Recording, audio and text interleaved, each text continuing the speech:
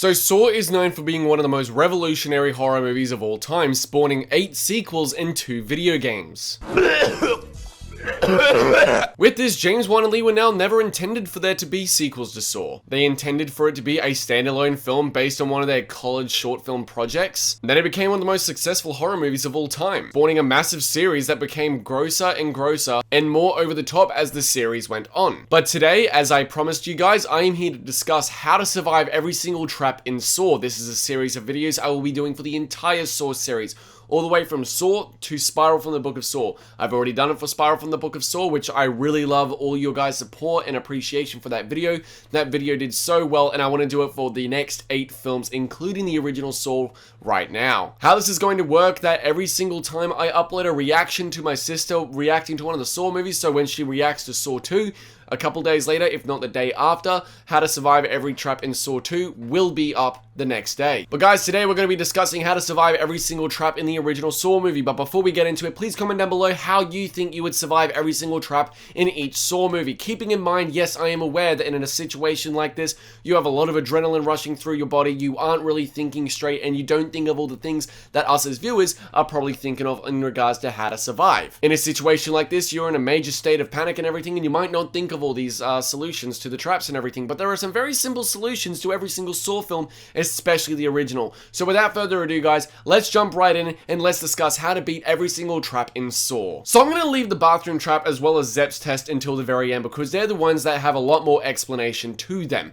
So we're going to start off with the razor wire, go to the flammable jelly, the reverse bear trap, the drill chair, etc. all the way through to Zepp's test and the bathroom in the original Saw film. The razor wire trap was a fenced-in area located inside a basement. The victim was almost entirely naked and was trapped at the back part of the room. This victim's name is Paul Leahy. Due to him running a straight razor over his wrist only the week prior, he's now put to the test. The fenced area is filled with countless tightened skeins of razor wire. Paul now has to find a way through the wire in order to get to a hole in the fence leading to the exit door, which will shut at 3 o'clock, giving him 2 hours to make his way through the razor maze. The door is connected to a timer and would close automatically after these 2 hours, leaving him to die if he doesn't make it out before the clock expired hitting 3. Given 2 hours, Paul does eventually die due to him basically cutting his way through. He has stomach acid traces found on the floor, as is said by Detective Carey. But I think there is actually quite an easy way to survive this trap. As we know, the razor wire is meant to be tightened, but looking at this trap very carefully, we can see how loose each one of these razor wires actually are,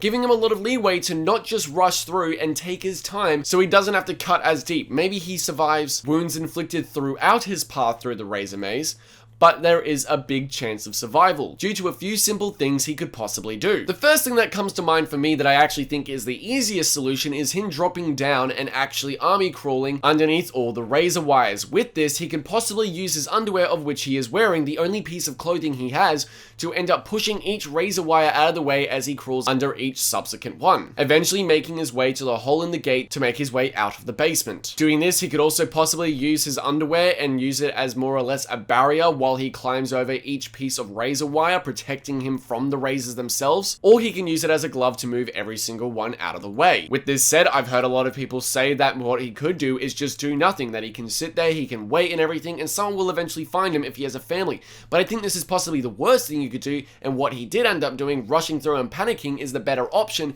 giving himself a chance of survival and fighting for his life rather than sitting there and doing nothing, because as we know, after the 2 hours, the door shuts. By doing nothing, he has to rely on the fact that he has a family, friends, and the authorities finding him, but as we learn in the movie, it took them weeks to actually find his dead remains. So my biggest solution, and my best solution I feel, is to actually crawl under and use your underwear to move every subsequent wire out of the way, as there does seem to be enough leeway with each wire and it is not quite tight enough. Now moving on to the flammable jelly trap, this game takes place in a dark room, only lightened by a small candle. Mark Wilson is completely naked and has a flammable substance smeared all over his body, as well as a slow-acting poison coursing through his bloodstream. The only antidote was hidden inside a heavy safe in the middle of the room. In order to open it, the victim had to find the right combination among hundreds of numbers written all over the walls. Due to the darkness, Mark was forced to take the candle and walk around the walls to be able to see the numbers, while the entire floor is covered in shards of glass. Now with this, Mark does not succeed. Mark does actually die because the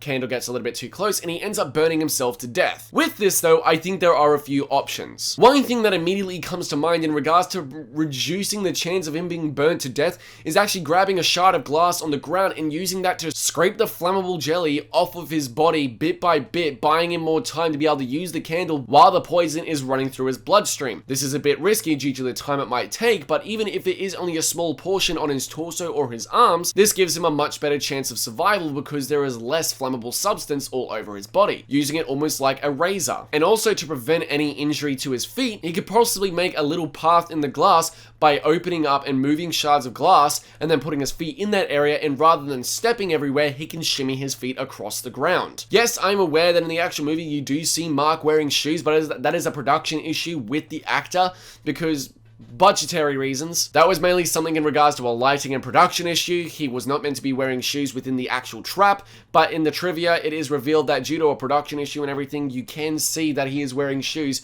in the final scene, even though he is not meant to be, as given this shot that we see right here of him stepping on the glass. Now, the hardest part about this trap is actually figuring out the code, and it is never actually revealed or been confirmed as to how to figure out the code.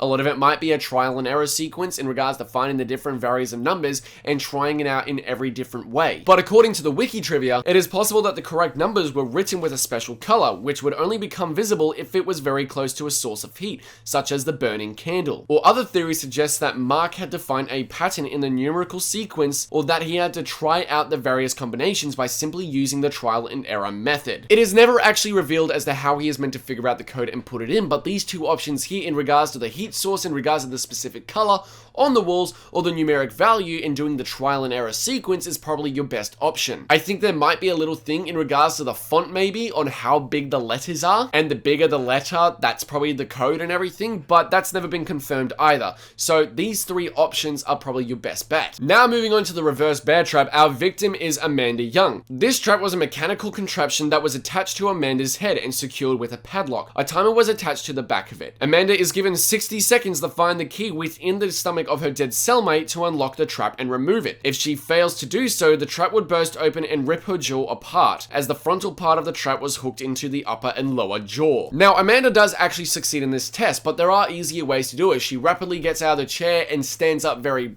fast, pulling a pin that actually triggers the timer, activating the trap, and she now only has 60 seconds. She does go over to her dead cellmate's body, cuts him open and does find the key and removes the trap from her head. But I do think that there is actually an easier way to do this, for the reason that there is actually a way for her to do this while also, you know, getting an unlimited amount of time. How do you ask? This is something I'll also cover when I do Saw 2, but the same thing in the Venus flytrap. If she doesn't stand up and jolts up so fast, she can actually carefully remove the pin to the point that it doesn't actually trigger the device. Therefore, she does actually have an unlimited amount of time to find the key and get out. But with this, there is also the way that, say it does actually start and this doesn't work with the pin. If she finds something such as maybe the table that the TV was on, if she finds something such as a leg of a chair, or even, you know, uses a pipe, she could possibly stop the contraption from opening, giving her more time to maybe bust it open, or if she has the key, to open it herself. This is something that was shown in Saw 6 with Mark Hoffman. After he cuts open his own mouth, he sticks the contraption with the reverse bear trap 2.0 through some metal bars, preventing it from opening while he slips himself out. This is incredibly painful and would not be comfortable at all, but it would be a better chance of survival and buying more time, say that doesn't work with pulling out the pin. But in the end, Amanda does do the right thing by cutting open her dead cellmate, even though she does panic quite a bit, and she does get the trap off just in time. Now, I could talk about the drill chair with Jeff, but this is a test subject sort of thing where, you know, Gordon was wrong saying that he never murdered anyone, because in this scene, it is clear that he definitely attempted to murder Jeff. No, not that Jeff. This Jeff. And when Detective Stephen Singh and David Tapp end up going to the warehouse, Jigsaw is there as well and activates the trap, basically trying to execute him, with him being a test subject as is said in the dialogue. But this is given to us as well because Stephen Singh ends up using a gun to basically blast off the drill parts. This may not necessarily work, but for movie logic, I'll say it does. Although he could possibly find the wire that is being used to actually power the device, because we can see a massive cord leading out of the drill bit itself. He could possibly shoot that, being more likely to burst open the circuit, making it stop working, but at the same time, this is not a given, but for what we can see on film, this is provided to us. Moving on to the shotgun tripwire, which is what eventually kills Steven Singh. When he trips over it, there are 4 shotguns above his head that basically blow his head to a pulp. But I basically just put this to the fact that Saw the video game gives us this answer as well back in 2009. When you walk up to it, you could possibly just disarm it or use something else by maybe moving a trolley and activating it, or if you can notice it in time, stepping over it. But long story short, whenever you're in a warehouse or a lair with Jigsaw, it's probably going to be booby traps. So therefore, have a device in front of you, say a trolley or a cart, to therefore trigger any traps that might be in front of you that could cause you immediate death. Now moving on to Zepp's test. Zepp's test is actually the easiest one to figure out in my opinion, for the reason that Zepp really didn't even need to do his test. He has a poison flowing through his bloodstream and he has to kidnap Dr. Gordon's wife and daughter, and if he doesn't succeed at killing Adam by 6 o'clock, he has to kill his family himself. In return, he will receive the antidote to the poison running through his bloodstream. But with this, there is a very easy solution for him to actually survive this trap and not actually have to kill anyone. Zepp was very close with John Kramer in the hospital. He was an orderly. He had a very close relationship, knows who John is, and also knows where the test with Dr. Gordon and Adam is being played. As we can see, he does go there while being chased by Detective Tapp at the very end of the movie. While he can basically set Jigsaw up by kidnapping Dr. Gordon's wife and daughter, right afterwards he can tell them, hey, I'm just here playing along, your husband has just been kidnapped and everything. Therefore, what he can do afterwards is he can then notify the authorities. With this, Zepp does know who the accomplices are, who the disciples are of John Kramer. He knows who Amanda Young is most likely, and he most likely knows who Mark Hoffman is at the same time because he's been kind of working with him. And it was also very close to Jigsaw. He knows where the game's being played, so he just needs to notify the authorities, just as Detective Daniel Riggs should have done in Saw 4 when he was out in the fucking open. And in saying this, when the police go and they get Dr. Gordon and Adam out, as well as arrest Jigsaw, who's just lying in the middle of the floor, he could be put into witness protection in case they can't find Amanda Young or Mark Hoffman, or if he doesn't know, he could be put into witness protection in the meantime and kept under close watch until they figure out who it is. This might be a very long time given the Saw timeline and how long it takes them to figure out who Amanda is and who Mark Hoffman is throughout the series of like 8 fucking movies, but at the same time, it's a chance of survival. In regards to the poison running through his blood, there's a very easy solution. He could be taken to a hospital and there is an antidote, as Jigsaw says. So therefore, even if the doctors don't have an antidote on file and everything due to it being a case with the Jigsaw Killer and him being a victim technically while also a villain at the same time, they could then give him the antidote or the medication to stop the poison from killing him. This is a very easy solution. Zepp technically didn't even need to do the test. He could set it up to be like he's going through with the test,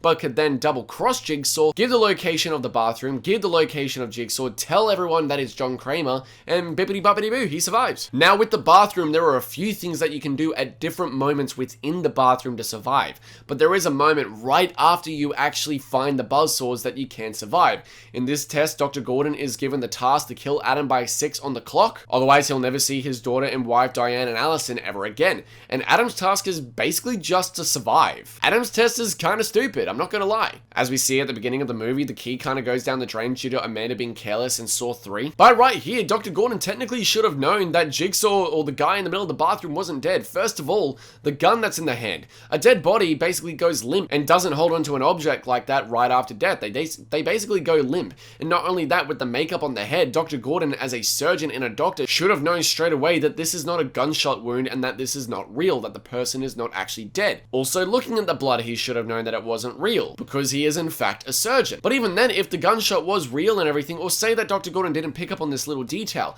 the gun is being held in the left hand. If he shot himself, where are the shells? Where are the actual bullet shells and everything within that type of gun? From Dr. Gordon's angle, at points he should be able to see if there are shells actually inside the gun, which there are not. But at the same time, due to being in the left hand, due to the blood flow and also the lack of blood splatter, Dr. Gordon should have been able to debunk that this is not a suicide, that this is something that has been set up and the dead body in the middle of the room is not actually dead. But even saying this, say Dr. Gordon doesn't pick up on this stuff, there is a very easy way to survive for both Adam and Dr. Gordon. When Adam goes to the toilet bowl and finds the saws inside, what they could do, rather than cutting through the lock or the chains, what they could possibly do is cut through the rusted pipe, which is something that everyone has said while watching this movie, because rusted objects are a lot easier to cut through with a saw like this than chains and metal. Because it is rusted, it is decaying, it's a lot easier to cut through, giving them a better chance to slip out. But even then, if this does not work, blunt force trauma with any object has been proven to be able to bust open a lock, no matter what it is. Adam could have quite easily used the toilet tank lid to bust open the shackle he has, and Dr. Gordon could have possibly done the same thing with the toilet lid, as well as the saw he has with the handle. They could have busted it open,